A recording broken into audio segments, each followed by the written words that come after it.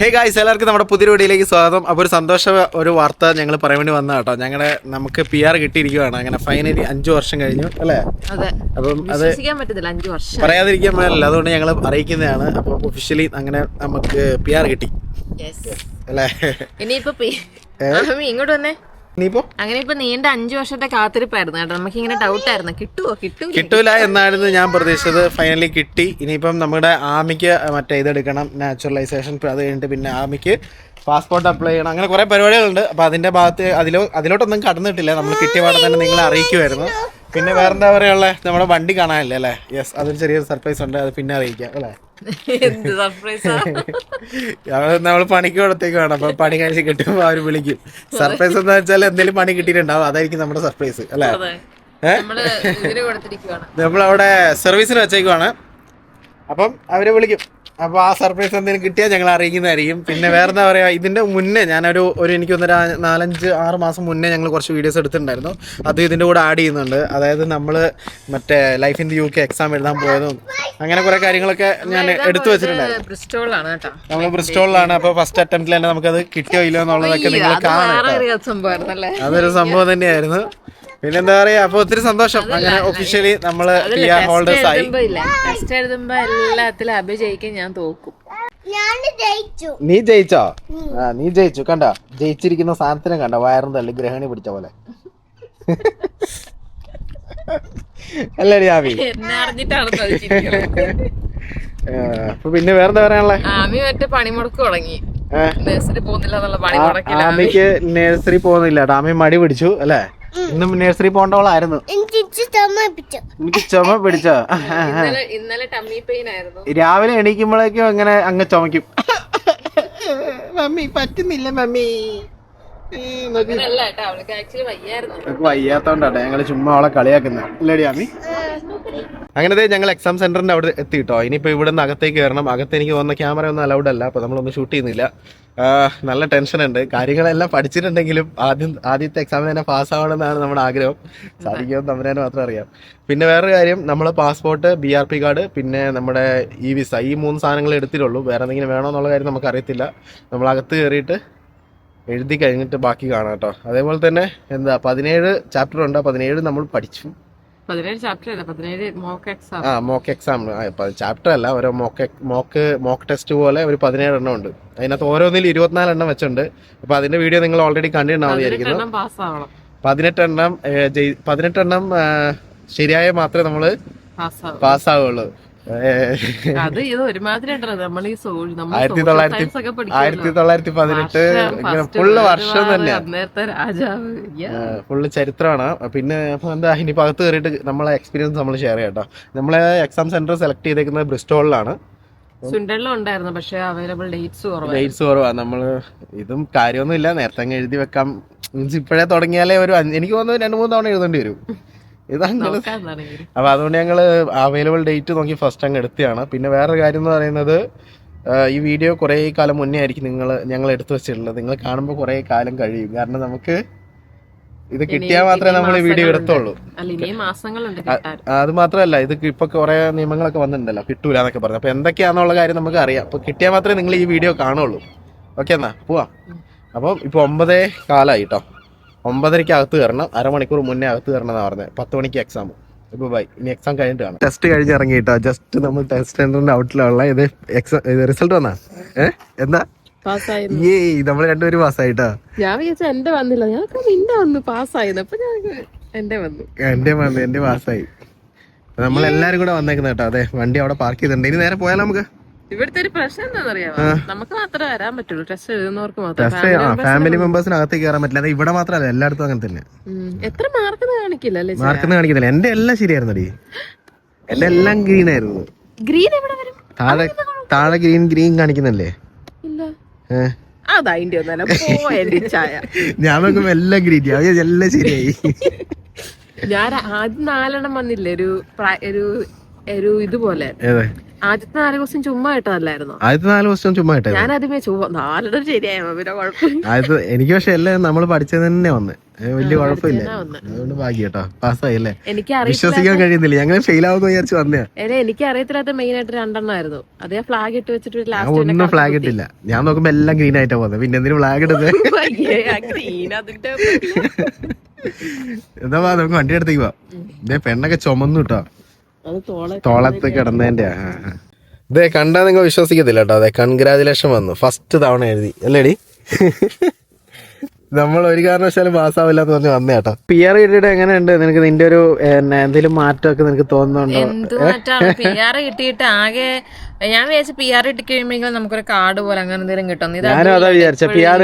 ഒരു കാർഡ് കിട്ടുമായിരുന്നു നമുക്ക് ഇപ്പൊ ട്രാവൽ ഒക്കെ ചെയ്യുമ്പോൾ ഭയങ്കര ഈസി ആയിരുന്നു. ജസ്റ്റ് ആ കാർഡ് കാണിച്ചാൽ മതിയായിരുന്നു. ഇതെന്ന് പറയുമ്പോ ഫോണ് ചില സ്ഥലത്തൊക്കെ ചെന്ന് കഴിയുമ്പോ നെറ്റില്ല, പിന്നെ അന്നേരമായി ഭയങ്കര ഇഷ്യൂ. പിന്നെ മാത്രല്ല പൈസ കുറച്ചൊന്നല്ല നമ്മൾ ഇതിനുവേണ്ടി മുടക്കുന്നത്. അപ്പൊ എത്ര രൂപയായി എന്നൊക്കെ അറിയാൻ ആഗ്രഹമുള്ളവർക്ക് നമുക്ക് 3,70,000 രൂപയായി. അതായത് നമുക്ക് 5 ദിവസം കൊണ്ട് കിട്ടണം. 3,70,000 അല്ല, 3,770 സംതിങ് പൗണ്ട്. ഞാനിങ്ങനെ ഇന്ത്യ കൺവേർട്ട് ചെയ്യുമ്പോൾ പറഞ്ഞ കേട്ടോ 4 ലക്ഷത്തിൽ കൂടുതലാവും. ഞാനിങ്ങനെ അങ്ങനെ പറഞ്ഞതാ, തെറ്റിപ്പോയതാണ്. എത്രയെന്ന് പറഞ്ഞാൽ നമ്മള് നാട്ടിലെ പൈസ വെച്ച് നമ്മൾ കമ്പയർ ചെയ്യില്ല. അപ്പൊ അങ്ങനെ പറഞ്ഞു പോയതാണ്. 3,750 പൗണ്ടിനടുത്തായി നമുക്ക്. 70 സംതിങ് പൗണ്ടായി ഒരാൾക്ക് കേട്ടോ. പിന്നെ ഞാൻ എന്റെ പേപ്പേഴ്സ് എല്ലാം സെൽഫായിട്ട് അപ്ലോഡ് ചെയ്ത്, അല്ലെങ്കിൽ നമ്മൾ അതിന് എക്സ്ട്രാ അതിനൊരു 50 പൗണ്ട് നമ്മൾ കൊടുക്കണം. പിന്നെ നമ്മള് PR-ന് വേണ്ടിയിട്ട് ഫാസ്റ്റ് ട്രാക്കാ ചെയ്യുന്നത്. അത് നമ്മൾ നോർമൽ സ്റ്റാൻഡേർഡ് എടുക്കുവാണെങ്കിൽ 6 മാസത്തോളം എടുക്കും. നമ്മള് ഫാസ്റ്റ് ട്രാക്ക് കൊടുക്കുവാണെങ്കിൽ എക്സ്ട്രാ 500 പൗണ്ട് അതിന് കൊടുക്കുന്നതാണ് കേട്ടോ. അപ്പൊ ഫാസ്റ്റ് ട്രാക്ക് കൊടുക്കുവാണെങ്കിൽ 5 ഡേയ്സിനുള്ളിൽ നമുക്ക് തീരുമാനം അറിയാൻ പറ്റും. അപ്പൊ നമുക്ക് പെട്ടെന്ന് ഒരു 5 ഡേയ്സ് എടുത്തോ? ഇല്ലല്ലോ, 4-5 ദിവസത്തിനുള്ളിൽ കിട്ടി. നമ്മളൊരു വ്യാഴാഴ്ച ബുധനാഴ്ച അങ്ങോട്ട് കിട്ടി. 5 വർക്കിംഗ് ഡേയ്സിനുള്ളിൽ കിട്ടി. പിന്നെ അതിന്റെ ഈ ഒരു പേപ്പേഴ്സ് ഒക്കെ റെഡിയാക്കി വെക്കേണ്ട ആ ഒരു ഇതേ ഉള്ളൂ. നമ്മൾ മാക്സിമം നമ്മൾ ട്രാവൽ ചെയ്യുന്നുണ്ടല്ലോ, അപ്പം വീട്ടിൽ ഇപ്പം നമ്മൾ നാട്ടിലോട്ടൊക്കെ പോകുന്നതിന്റെ ടിക്കറ്റ്സ് എടുത്തു വെക്കാൻ വേണ്ടി നോക്കുക. ടിക്കറ്റ്സ് നമ്മൾ ഓൺലൈനിൽ ബുക്ക് ചെയ്യുന്നതിന്റെ ഉണ്ടാവും. എവിടെയെങ്കിലും ചിലപ്പോ ചിലര് ബുക്ക് ചെയ്യുന്നത് മറ്റേ ഇത് ഏജൻസി ത്രൂ ആയിരിക്കും. അന്നേരം ആ ടിക്കറ്റ് സൂക്ഷിച്ചു വെച്ചില്ല എന്നുണ്ടെങ്കിൽ ഞങ്ങള് ഫസ്റ്റത്തെ 2 ട്രിപ്പ് ഞങ്ങൾ ആദ്യമായിട്ട് ഇങ്ങോട്ടേക്ക് വന്നതും അത് കഴിഞ്ഞ് ഫസ്റ്റ് തവണ നാട്ടിലോട്ട് പോയതും നമ്മൾ ട്രാവൽസ് ത്രൂ ആ. ബാക്കിയെല്ലാം ഞങ്ങൾ തന്നെ ബുക്ക് ചെയ്തുകൊണ്ട് നമുക്ക് Booking.com എടുത്തിട്ടുണ്ടെങ്കിൽ അതിനകത്ത് നമ്മുടെ പാസ്റ്റ് ബുക്കിങ്ങിൽ കാണാൻ പറ്റും. മറ്റേത് മാത്രം ഒരു കുറച്ച് കഷ്ടപ്പെട്ട് മെയിലൊക്കെ തപ്പി പിടിച്ചെടുക്കേണ്ടി വന്നു. കിട്ടി ഭാഗ്യത്തിന് അല്ലേ? കിട്ടി എല്ലാം കിട്ടി. അപ്പൊ ഞങ്ങൾ രണ്ടുപേരും ട്രാവൽ ഹിസ്റ്ററി ആയതുകൊണ്ട് ഒരാളെ എടുത്തുകൊണ്ട് തന്നെ എല്ലാം രണ്ടുപേരും ഓക്കെ ആയിരുന്നു. നമ്മുടെ ആമിക്കും അത് തന്നെ. നമ്മുടെ ആമിയുടെ ഇനിയിപ്പോ ILR അല്ല, നാച്ചുറലൈസേഷൻ അപ്ലൈ ചെയ്യണം. അതെ, ബർത്ത്ഡേ ആയ എന്നാ? അടുത്ത മാസം അല്ലേ? ഇനി അപ്പൊ അതാ പറഞ്ഞ അടുത്ത മാസം, നെക്സ്റ്റ് മന്ത്. അവള് അടുത്ത മാസം തുടങ്ങുന്നോണ്ട് എക്സൈറ്റഡ് ആയിട്ട് ഇങ്ങനെ ഇരിക്കും ആമിയുടെ ബർത്ത്ഡേക്ക് വേണ്ടിട്ട് അല്ലേ ആമിക്കുട്ടി? ജൂൺ ആവുമ്പത്തേക്ക് ഞങ്ങൾ എക്സൈറ്റഡ് ആവാൻ തുടങ്ങി ഞങ്ങളുടെ ബർത്ത്ഡേ ആവാറായിട്ട്. പിന്നെ കൊച്ചിന്റെ കാര്യം പറയാനുണ്ടോ? PR കിട്ടിക്കഴിഞ്ഞ ഒരു മെയിൻ ഒരു ബെനിഫിറ്റ് എന്താണെന്ന് വെച്ചിട്ടുണ്ടെങ്കിൽ നമുക്കൊരു നമ്മളൊരു സെറ്റിൽമെന്റ് കുറച്ച് ടെൻഷൻ ഫ്രീ. കാരണം ഇപ്പം നമുക്കറിയാം ഇവിടുത്തെ നിയമങ്ങൾ ഫുള്ള് മാറി മറിഞ്ഞ് ഇങ്ങനെ വന്നുകൊണ്ടേ ഇരിക്കുവാണ്. അപ്പൊ അതിന്റെ ഒക്കെ നല്ല ടെൻഷൻ ആയിരുന്നു. ദൈവമേ 5 വർഷം കറക്റ്റ് നമുക്ക് PR കിട്ടാറായപ്പോൾ ഇവരിത് റൂള് മാറ്റുവാണെന്നൊക്കെയുള്ള ടെൻഷൻ. പക്ഷെ അതൊക്കെ മാറി. പിന്നെ ഇനി നമുക്ക് ഇവിടുത്തെ ബെനിഫിറ്റ്സ് ഒക്കെ, അതായത് ഇപ്പോൾ ചൈൽഡ് കെയർ ബെനിഫിറ്റ് ഒക്കെ നമുക്ക് മുന്നേ ഇതൊന്നും ക്ലെയിം ചെയ്യാൻ പറ്റൂലായിരുന്നു.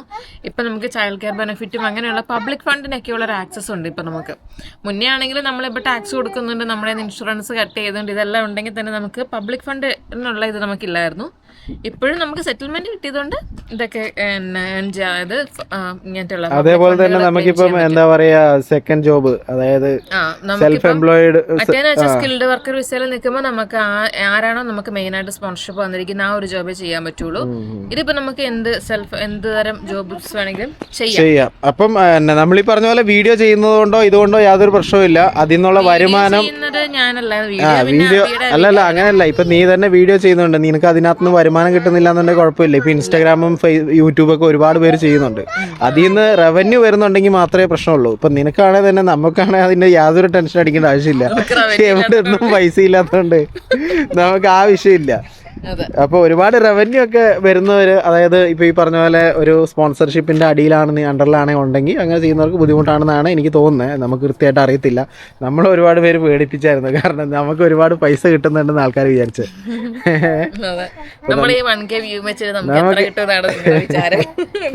അതല്ലേ, നമുക്ക് കൂടി പോയി കഴിഞ്ഞാൽ എത്ര കിട്ടൂടി? എനിക്കറിയില്ല, നിനക്കല്ലേ കിട്ടണേ. ഒരു മാസം ഒരു 1000 പൗണ്ട് 2000 പൗണ്ട് അത്രേ കിട്ടുള്ളൂ. പിന്നെ അറിയില്ല എത്ര കിട്ടുമെന്ന്. 10,000 രൂപ കിട്ടുമായിരിക്കും. 1000 പൗണ്ടൊക്കെ എന്നാ പിന്നെ പണിക്കൂലല്ലേ? അതല്ല, ഞാൻ ഞെട്ടിയതെന്നറിയാവോ, ഈ ദുഷ്ടന് 1000 പൗണ്ടും കിട്ടിയിട്ടാണോ എന്നെ ഇവിടെ പണിക്കിടുന്നത്? ഞാൻ 1000 പൗണ്ട് കിട്ടുമായിരുന്നു, ഞങ്ങളെ കുന്തളിപ്പ് എന്തായിരുന്നു. അത് മാത്രല്ല, ഇവിടുന്ന് കെട്ടും കിടക്കും നാട്ടിൽ പോയനെ പണ്ടേ. അതെ, അത് തന്നെ സത്യം. അല്ല പിന്നെ അപ്പൊ അങ്ങനെയൊക്കെ. അപ്പൊ എന്താ പറയാ, അപ്പൊ ഈ പറഞ്ഞ പോലെ ഒരുപാട് പേര് വിചാരിച്ചായിരുന്നു നാടൊന്നും വിടുന്നില്ല. അപ്പൊ നമ്മള് PR കിട്ടിയിട്ടൊക്കെ വേറൊരു കാര്യമുണ്ട്. ഇനി നമുക്ക് വേണമെങ്കിൽ മാറി നിക്കാം ഇവിടുന്ന്. അങ്ങോട്ടേക്ക് പോയിട്ട് തിരിച്ചു വരുമ്പോഴും വലിയ ടെൻഷൻ ഇല്ല. 2 വർഷത്തിൽ കൂടുതൽ ഇവിടുന്ന് മാറി നിന്നാൽ മാത്രമേ നമ്മൾ ഈ ആലോചിച്ചൊക്കെ ഇനി 2 വർഷം ഇവിടെ നിന്ന് മാറി നിന്നിട്ട് പിന്നെ ഇവിടെ 2 വർഷം വന്നു ഒന്നേ തുടങ്ങുന്നത്. അങ്ങനെയല്ല ഞാൻ പറഞ്ഞു. ഇനി ഇപ്പൊ ചിലപ്പോ നമുക്ക് നാട്ടിലൊക്കെ പോയി ഒരു 6 മാസം 7 മാസം ഒക്കെ കൂടുതൽ നിൽക്കുന്നുണ്ട്, ടെൻഷൻ അടിക്കണ്ട, അത്രേ ഉള്ളൂ. അതല്ല, ഇപ്പൊ ചിലർക്ക് ഇപ്പൊ നാട്ടിൽ പോകണമെന്നാണ്, പക്ഷെ നമുക്ക് അറിയില്ലല്ലോ ഇപ്പൊ പോയി കഴിഞ്ഞാൽ എങ്ങനെ ഉണ്ടാവുന്നത്. അപ്പൊ നിങ്ങൾക്ക് ഇപ്പം കരിയർ ബ്രേക്ക് എടുത്ത് 1 വർഷത്തോടെ നാട്ടിൽ പോയി നിന്ന് അതായത് സെറ്റിൽ ആവുന്നുണ്ടോ നോക്കാം. ശരിയായിട്ട് ഞാൻ ഇടയിൽ കയറി സംസാരിക്കുന്നത് ഇതാക്കണം, ക്ഷമിക്കണം. കാരണം എന്താ വെച്ചാൽ എൻ്റെ മനസ്സിൽ വന്ന സംഭവം പറഞ്ഞില്ല, അത് മറന്നുപോയി. അപ്പം എന്നാന്ന് വെച്ച് കഴിഞ്ഞാൽ ഇപ്പം എനിക്കൊന്ന് നാട്ടിൽ പോയി നിന്ന് നോക്കണം, ഞാൻ ഇനി നാട്ടിൽ നിന്നാൽ ശരിയാവോ എന്നൊക്കെ ചിന്തിക്കുന്നവരുണ്ടല്ലോ. അപ്പം നാട്ടിൽ നിന്നാൽ ശരിയാവോ, എന്തെങ്കിലും നമുക്ക് നാട്ടിൽ നിൽക്കാൻ പറ്റുമോ എന്നൊക്കെ അറിയാൻ വേണ്ടി ഒന്ന് ടെസ്റ്റ് ഡ്രൈവ് പോലെ ചെയ്യാൻ വേണ്ടി കൊച്ചിനെ കൊണ്ടുപോയിട്ട് അവരെങ്ങനെയൊക്കെ ചെയ്യാൻ വേണ്ടിയിട്ട് ഒരു ബ്രേക്ക് വേണമെങ്കിൽ എടുക്കാം അല്ലേ. ഒരാൾ ചെയറൊക്കെ എടുത്തിരുന്ന് കഥ പറയാൻ വേണ്ടിട്ട് വരുന്നുണ്ട്. നമ്മൾ PR ആപ്ലിക്കേഷൻ ചെയ്തതിന്റെ പ്രോസസ്സിങ്ങിന്റെ വീഡിയോ ഒക്കെ വേണമെങ്കിൽ നിങ്ങൾ പറഞ്ഞാൽ മതി, നമ്മൾ ചെയ്യാം. കാരണം നമ്മൾ ആമിയുടെ ബർത്ത് രജിസ്ട്രേഷന്റെയും അതുപോലെ തന്നെ പാസ്പോർട്ട് ആപ്ലിക്കേഷന്റെ ഒക്കെ വീഡിയോ ചെയ്തപ്പോൾ ഒരുപാട് പേര് കണ്ട് അവരിപ്പോഴും നമ്മളെ നോക്കി ചെയ്ത് നമ്മളെ കോൺടാക്ട് ചെയ്യുന്നുണ്ട് കേട്ടോ. അപ്പൊ അതുപോലെ നിങ്ങൾക്ക് PR ആപ്ലിക്കേഷന്റെ ഞാനിപ്പോൾ പലരോടും ചോദിച്ചു, ഇപ്പം എൻ്റെ മുമ്പ് ചെയ്തവരോടൊക്കെ ചോദിച്ച് റെഫർ ചെയ്തിട്ടൊക്കെയാണ് ഞാൻ ചെയ്തത്. അപ്പം ഞാൻ കണ്ട വീഡിയോസിൽ നിന്നൊക്കെ കുറെ പേപ്പേഴ്സ് ആവശ്യമില്ലായിരുന്നു. അതായത് ഞാൻ ആ പേപ്പേഴ്സ് ഒന്നും വെച്ചില്ല, എന്നിട്ടും ഓക്കെ ആയിരുന്നു, കുഴപ്പമില്ലായിരുന്നു. അപ്പം ഞാൻ വീഡിയോ ചെയ്യണമെങ്കിൽ പറഞ്ഞാൽ മതി കേട്ടോ, നമ്മൾ PR ആപ്ലിക്കേഷൻ്റെ വീഡിയോ വേണമെങ്കിൽ ചെയ്യാം. പണിയെല്ലാം കഴിഞ്ഞ് നമ്മുടെ വണ്ടി കിട്ടി കേട്ടോ. അപ്പൊ വണ്ടി എടുക്കാൻ പോയിരിക്കുമായിരുന്നു, അങ്ങനെ വണ്ടി കിട്ടി. എപ്പോഴും ഉള്ളപ്പോ ഡ്യൂട്ടിക്ക് പോകുമ്പോ ഉള്ള പോലെ അല്ലല്ലോ, അല്ലാതെ നമ്മളിവിടെ ഉള്ളപ്പോ ഇല്ലാതിരിക്കുന്നല്ലേ. എന്തായി മേജർ സർവീസ് എല്ലാം കഴിഞ്ഞു. ഇനിയിപ്പം ക്യാമ്പ് ബെൽറ്റ് മാറാണ്. ക്യാമ്പ് ബെൽറ്റ് 1 ലക്ഷം മൈലാകുമ്പോൾ മാറണം. 1 ലക്ഷം അല്ലെ 10 വർഷം. 1 ലക്ഷം ആവാറായില്ല നമ്മുടെ. കഴിഞ്ഞ വർഷം നമ്മൾ ചെയ്ത ഫുൾ സർവീസ് ആണല്ലോ, ഫുൾ സർവീസ്. ഇത്തവണ മേജർ സർവീസ്.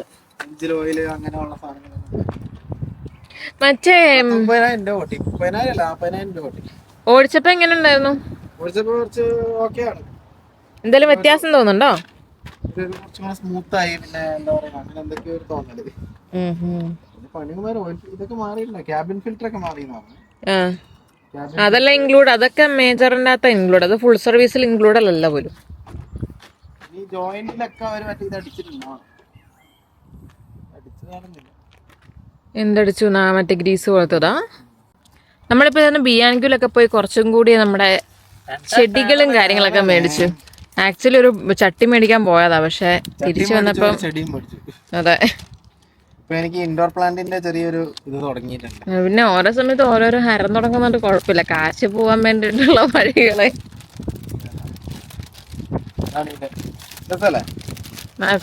നല്ല ചെടിയാ. ചെടിയല്ലേ? എത്ര രൂപ? 27 ഉണ്ട്. 27 പൗണ്ട് ആക്ച്വലി കുറച്ച് കൂടുതലാ അല്ലേ? ചേമ്പ് പുഴുങ്ങി തിന്നു വന്നിട്ട്. ചേമ്പിന്റെ തൈയല്ലേ? ചാളി കോമഡി അടിച്ചോണ്ട് നിക്കുവാ. പറയണ്ടല്ലോ, പറഞ്ഞോ. രക്ഷപ്പെട്ടത് ഭയങ്കരായി പോയി. ചെടി നമ്മളിവിടെ അനാവരണം ചെയ്യുന്നുണ്ട്, എന്ന് വെച്ചാൽ അനാവൃതം ആക്കുന്നുണ്ടെന്നോ, തുണി ഒരുക്കുന്നുണ്ട്. അതിന്റെ ഒരു കവറുണ്ട്, അത് ഊരി മാറ്റുവാണ്. ഇത് ഇങ്ങനെ പൊങ്ങി നിക്കണം. ഇത് തന്നെയാണോ എന്റെ ഭംഗി?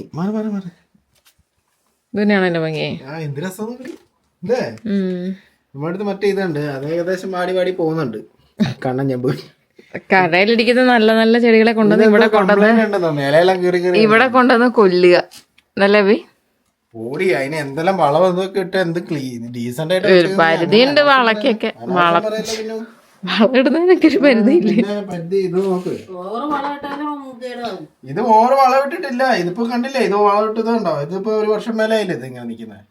അതിനാ ഇത് കുത്തിവെച്ച് ഇത് മറ്റേ സാധനം നമ്മൾ ഇതിനെ മണി പ്ലാന്റ് ഇത് ആക്ച്വലി ഇത് മാറ്റണം. തോട്ടിനേക്കാളും വലിയ ആനയായിപ്പോയി. ആനേക്കാളും വലിയ തോട്ടി. സീലിങ്ങിന് മുട്ടുവോ? 2 എടുത്താൽ മതിയായിരുന്നു. ഒന്നതിന്റെ അകത്തോട്ട് കുത്തി കൊടുത്താൽ മതിയായിരുന്നു. അതല്ല, ഇത് മാറ്റാം. ഈ സാധനം മാറ്റിട്ട് മാറ്റണേ. ഇതിനെ അതിനകത്തോട്ട് ഇറക്കാം. ഇത്ര ഹൈറ്റ് മതി. അപ്പൊ നല്ലോണം ഇത് വരൂന്നേ. എന്ത് വരെ അതിന്റെ വേരെല്ലാം ഇളകൂലേ? ചിലപ്പോ വേറെ കുത്തി ഇറങ്ങി വേരെല്ലാം മാടിപ്പോയി ചത്തുപോയില്ലേ.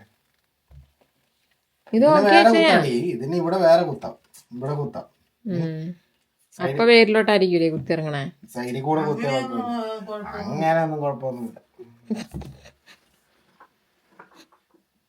അപ്പൊ നമ്മുടെ ഇന്നത്തെ ഒരു വീഡിയോ കൊണ്ട് അവസാനിപ്പിക്കുകയാണ്. ഈ ചെടികളൊക്കെ വീണ്ടും ഇങ്ങനെ ഉണ്ടെങ്കിൽ വീണ്ടും കാണാം അല്ലേ? അതുപോലെ ഇതേ ഇവിടെ ഒരു സാധനം മേടിച്ചിട്ടുണ്ട്. ഇനി ഇതിന്റെ മണ്ടേന്ന് മുങ്ങിയും കുത്തി കയറിട്ട് എന്താകുമോ എന്താ അടുത്തത്? ആവശ്യമില്ലാത്ത സാധനമായിട്ട് ഇത് പണ്ട് ഡേഞ്ചറായത്. ഇതൊക്കെ ഇച്ചിരി വളർന്ന പിള്ളേർക്ക് മേടിക്കേണ്ട സാധനം. ഞാൻ വിചാരിച്ച ആ മറ്റേ അടുപ്പിച്ചടുപ്പിച്ച് വെക്കുന്ന ഇതാ ബ്ലോക്കാന്ന് ഞാൻ വിചാരിച്ചത്. എന്നെ പോയി എടുത്തോണ്ട് വരുന്നേ. ഇതിന്റെ വിഷയം എന്ന് വെച്ചാൽ ഇതേ കയറി ഇരുന്ന ജമ്പ് ചെയ്യുമ്പോളേ. പക്ഷെ ഇത് അവിടെ ഉണ്ടായിരുന്നു. നീ എവിടെ? ഇതന്ന് നമ്മൾ അഞ്ജന ചേച്ചിയുടെ വീട്ടിൽ പോയില്ലേ, അവിടെ ഉണ്ടായിരുന്നു. അന്നേരം ഭയങ്കര ഇഷ്ടമായിരുന്നു നമുക്ക്. കളിച്ചായിരുന്നല്ലോ തുള്ളി തുള്ളി.